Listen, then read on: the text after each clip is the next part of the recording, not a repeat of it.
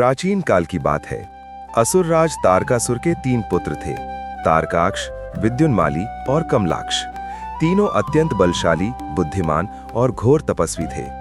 उन्होंने ब्रह्मा जी को प्रसन्न करने के लिए वर्षों तक कठोर तपस्या की। उनकी तपस्या से प्रसन्न होकर ब्रह्मा जी प्रकट हुए और वरदान मांगने को कहा।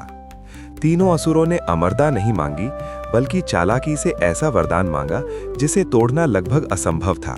उन्होंने कहा, हमें 3 ऐसे नगर यानी पुर दीजिए जो आकाश में विचरण करें। एक सोने का हो, एक चांदी का और एक लोहे का। ये तीनों नगर सामान्य समय में अलग अलग रहें, लेकिन एक विशेष क्षण में ही एक सीध में आए, और उनका विनाश तभी हो जब कोई एक ही बाण से उसी क्षण तीनों को भेद दे। ब्रह्मा जी ने वरदान दे दिया। वरदान पाते ही तीनों असुरों ने अपने अपने मायावी नगरों में निवास शुरू किया। इन नगरों से वे देवताओं, ऋषियों और मनुष्यों पर भयानक अत्याचार करने लगे। यज्ञ नष्ट होने लगे, धर्म कमजोर पड़ने लगा और तीनों लोकों में हाहाकार मच गया।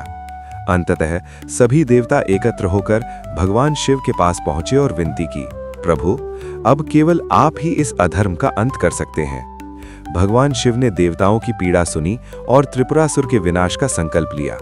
उन्होंने एक दिव्य रथ की रचना की, जिसमें पृथ्वी रथ बनी, सूर्य और चंद्रमा उसके पहिए बने, ब्रह्मा सारथी बने और स्वयं विष्णु बाण के रूप में स्थित हुए। ये कोई साधारण युद्ध नहीं था, ये अधर्म के विरुद्ध ब्रह्मांडीय न्याय था।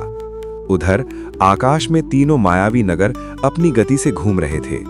तभी वो दुर्लभ क्षण आया जब सोने, चांदी और लोहे के तीनों पुर एक ही रेखा में आ गए। भगवान शिव ने उस क्षण को पहचाना। उन्होंने आंखें बंद की, ध्यान में लीन हुए और फिर धनुष पर बाण चढ़ाया। जैसे ही बाण छोड़ा गया, वो केवल अस्त्र नहीं था, वो शिव का ज्ञान था। एक ही बाण में तीनों नगर भस्म हो गए। आकाश में अग्नि फैल गई, मायावी शक्तियां नष्ट हो गईं और त्रिपुरासुर का अंत हो गया। तीनों लोकों में शांति छा गई। देवताओं ने जयकार की, जय त्रिपुरारी, जय त्रिपुरांतक। कार्तिक पूर्णिमा का वो दिन इतिहास बन गया और उसी दिन से भगवान शिव त्रिपुरारी कहलाए, अर्थात त्रिपुर यानी तीनों नगरों का अंत करने वाले। लेकिन इस कथा का एक गहरा रहस्य भी है।